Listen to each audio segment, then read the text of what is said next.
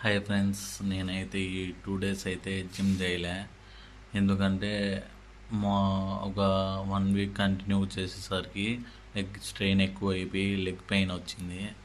And leg కూడా swelling అయింది. అందుకని 2 డేస్ ఆపేశాను. అండ్ పర్సనల్ ఇష్యూస్ వల్ల కొన్ని స్టాప్ చేసేయాల్సి వచ్చింది ఈ రోజు వరకు.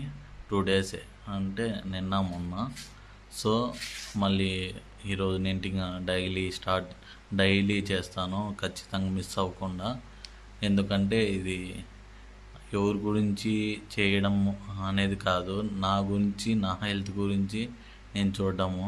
ఎందుకంటే ఎన్ని రోజులు ఇంటికాడ కూర్చొని 3 months కంటిన్యూగా ఇంటికాడ కూర్చొని ఉన్నాయి కాబట్టి తినేసి, సో ఫ్యాట్ అనేది ఎక్కువ పెరిగిపోయింది. సో దాన్ని తగ్గించుకోవడానికి ఇంకా కనీసం ఎన్ని రోజులు పడుతుందో చూడాలా. ఇప్పుడు డే 9 అయిపోయింది అనుకుంటా.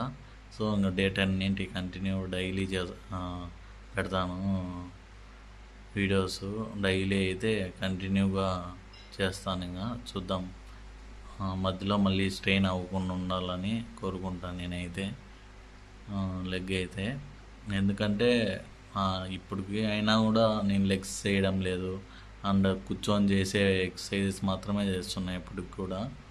సో ఇంకా చూద్దాం ఇంకా ఏమేమి చేయగలుగుతామని.